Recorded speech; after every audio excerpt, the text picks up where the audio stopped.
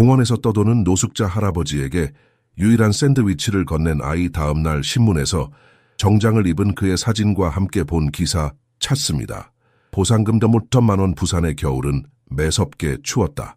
크리스마스를 앞둔 용두산 공원은 반짝이는 조명과 캐럴 음악으로 사람들의 마음을 밝게 했지만 배수아에게는 이 모든 것이 그저 멀게만 느껴졌다. 10살밖에 되지 않은 그녀는 어머니를 돕기 위해 작은 손으로 꽃다발을 팔고 있었다. 그녀의 주머니는 텅 비어 있었지만 마음만은 따뜻한 아이였다. 꽃 한 다발 사세요. 정말 예쁜 꽃이에요. 수아는 지나가는 사람들에게 애써 밝게 말했다. 하지만 사람들은 바쁘게 지나칠 뿐이었다. 손이 시려워지자 그녀는 잠시 쉬며 공원을 둘러보았다.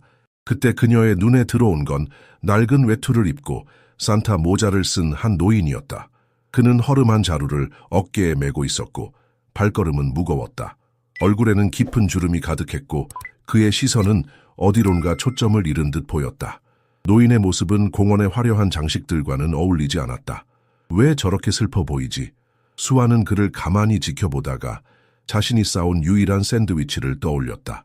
배가 고프겠다는 생각이 들자 그녀는 조심스럽게 다가갔다. 할아버지, 배고프세요? 수아는 작고 떨리는 목소리로 물었다. 노인은 놀란 듯 걸음을 멈췄다. 그의 눈에는 잠시 의심이 스쳤지만 이내 수아의 순수한 표정을 보며 부드럽게 미소 지었다. 나 같은 사람에게도 이렇게 다정하게 말해주는구나. 넌 참 특별한 아이야. 수아는 가방에서 샌드위치를 꺼내 그의 손에 쥐어주었다. 괜찮아요. 전 또 먹으면 돼요. 노인은 깊은 감동을 느끼며 작은 한숨과 함께 샌드위치를 받아들었다. 한 입 먹으며 말했다. 고맙다. 작은 천사야. 산타가 너에게 좋은 선물을 줄 거야. 노인의 말에 수아는 작은 미소를 지었다. 비록 크리스마스 장식들처럼 화려하지는 않았지만 그 순간만큼은 공원의 어느 빛보다 따뜻했다. 다음 날 아침 수아는 부엌 구석에서 웅크린 채 어머니와 아침을 먹고 있었다. 그녀의 눈은 아직 반쯤 감겨 있었고 어제 공원에서 만난 산타 모자를 쓴 노인이 어렴풋이 떠올랐다.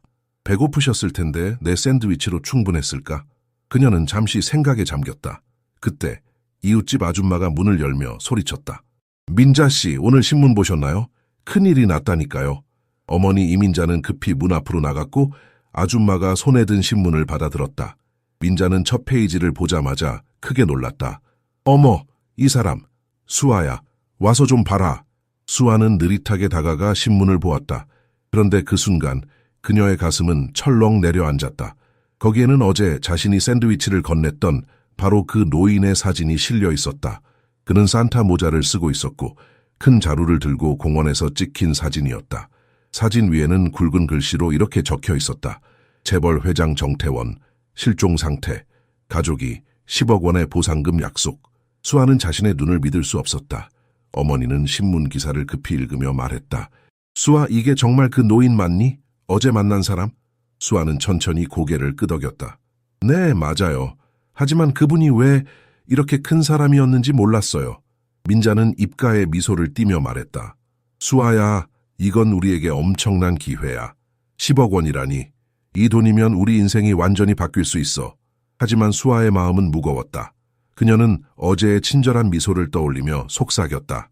그분은 그냥 평범하고 슬퍼 보였어요. 돈 때문에 그분을 배신하면 안 될 것 같아요. 신문을 읽고 난 후 이민자의 눈에는 강한 결단력이 서려 있었다. 그녀는 소녀에게 다가가 말했다. 수아야, 어제 그 노인이 어디로 갔는지 기억해? 우리가 그분을 찾아야 해. 10억 원이면 모든 빚을 갚고 우리도 새 집에서 살 수 있어. 수아는 어머니의 말을 듣고 눈을 크게 뜨며 고개를 저었다. 엄마, 하지만 그분이 나한테 고맙다고 하셨어요. 뭔가 피하고 싶어 하는 사람 같았어요. 피한다고? 무슨 소리야? 민자는 손에 쥔 신문을 흔들며 말했다. 그분은 우리가 절실하게 필요한 돈을 줄 수 있는 사람이야. 네가 준 샌드위치로 우리가 잘 살 기회를 놓칠 거니. 수아는 머리를 숙이고 손을 꼼지락거렸다. 어제 정태원이 보여준 따뜻한 미소가 그녀의 마음속에 깊게 남아있었다. 그냥 도와주고 싶었을 뿐이에요. 내가 그분을 배신하는 건 잘못된 것 같아요. 배신이 아니야. 민자는 한숨을 내쉬며 목소리를 낮췄다. 수아야, 이건 우리 가족을 위해서야. 네가 이게 얼마나 큰 기회인지 이해하지 못하는 거니? 수아는 방으로 뛰어들어갔다. 그녀는 침대에 웅크리고 앉아 눈물을 참으려 했지만 결국 한 방울씩 흐르기 시작했다. 그분은 내가 돈 때문에 이런 일을 할 거라고 생각하지 않으셨을 텐데 이민자는 딸을 방치할 수 없었다. 그녀는 문을 두드리며 말했다. 수아야, 엄마가 조금 심했어. 하지만 이건 정말 중요한 일이야. 네가 우리를 도와줄 거라 믿어. 수아는 어머니의 말에 대답하지 못했다. 그저 어제의 공원과 정태원의 고단한 모습이 계속 떠오르며 그녀의 가슴을 무겁게 만들 뿐이었다. 수아가 방에서 혼란스러운 밤을 보내던 사이 부산의 뉴스는 온통 정태원의 실종 사건으로 떠들썩했다. 그는 단순히 부유한 사람이 아니었다. 그는 한국을 대표하는 기업 중 하나를 세운 창업주의자 재벌 회장이었다. 하지만 그의 화려한 재산 뒤에는 깊은 외로움이 숨어 있었다. 정태원은 70대 중반이었지만 그의 나이에 걸맞은 평온함은 없었다. 그는 회사 경영에서 물러난 뒤 가족들과의 관계가 급격히 멀어졌다. 그의 아들들과 딸들은 그를 단지 유산과 재산의 상징으로만 여겼다. 그들은 태원이 무슨 생각을 하고 무엇을 느끼는지 관심조차 두지 않았다. 그의 집은 바다 전망이 아름다운 해운대의 호화로운 저택이었지만 태원은 그곳에서 점점 더 고립되어 갔다. 그의 생일, 추석, 심지어 크리스마스마저 가족들은 그의 곁에 없었다. 태원은 매년 값비싼 선물을 보내는 가족들로부터 진정한 관심이 없음을 느꼈다. 화려한 식탁 위에 놓인 음식도 그에게는 아무 의미가 없었다. 그는 가슴속 깊이 무언가가 비어있다고 느꼈다. 내가 가진 모든 것이 다 무슨 소용이지. 아무도 나를 진심으로 보지 않잖아. 태원은 스스로에게 되뇌었다. 그는 결국 모든 걸 내려놓고자 결심했다. 재산과 명예를 뒤로 하고 자신을 찾기 위해 사라지기로 했다. 누군가 자신을 찾아내도 상관없었지만 그 과정에서 진정한 사람을 만나고 싶었다. 그래서 그는 단순한 모습으로 변장했다.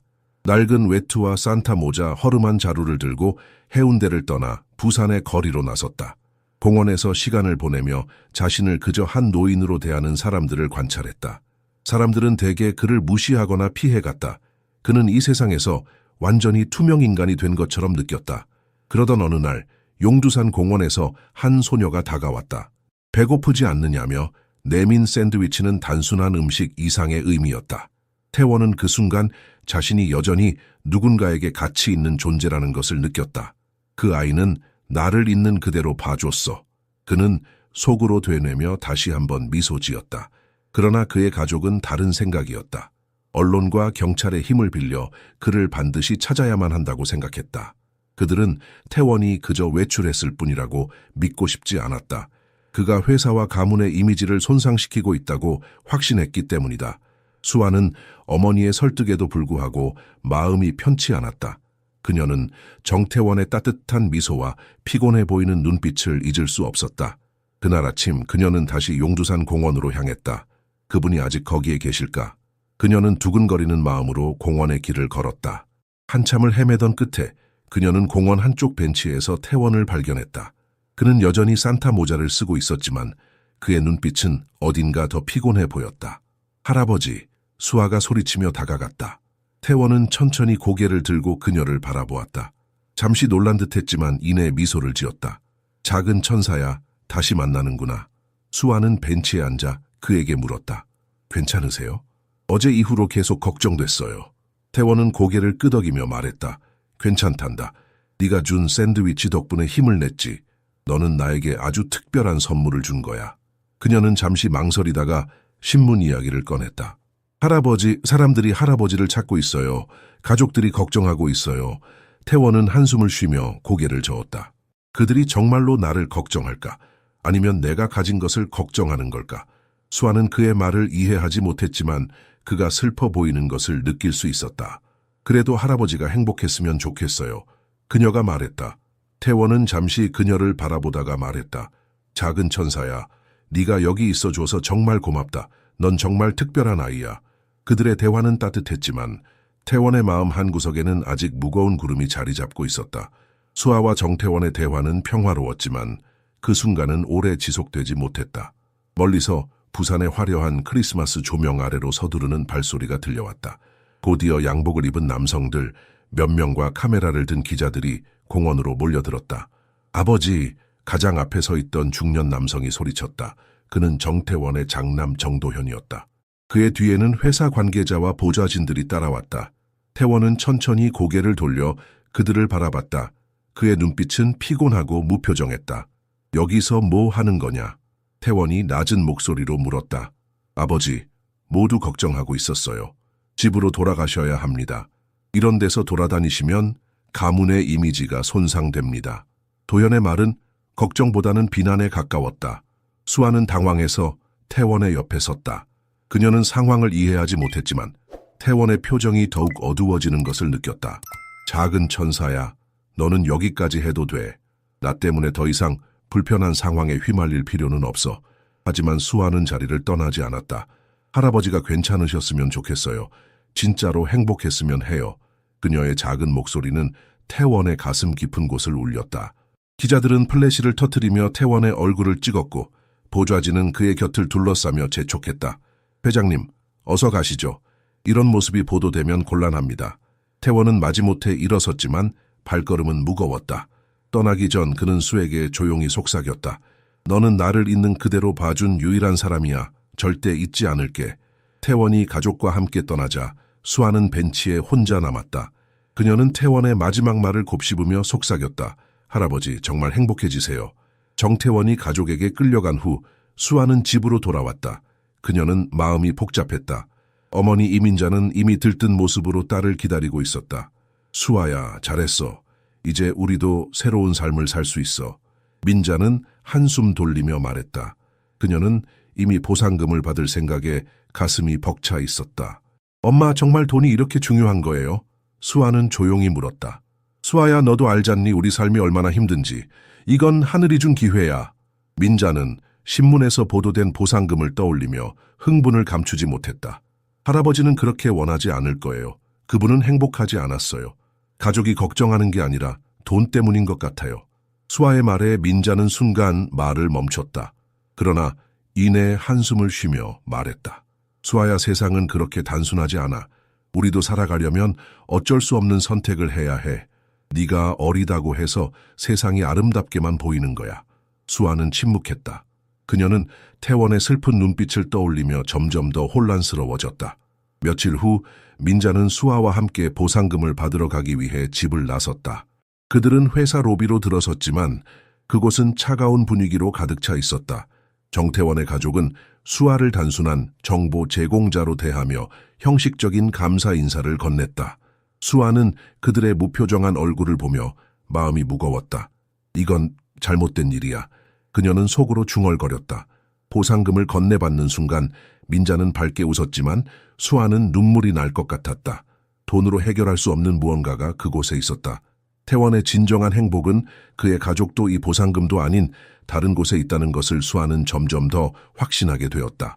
며칠 후 정태원은 자신의 화려한 저택에서 멍하니 창밖을 바라보고 있었다.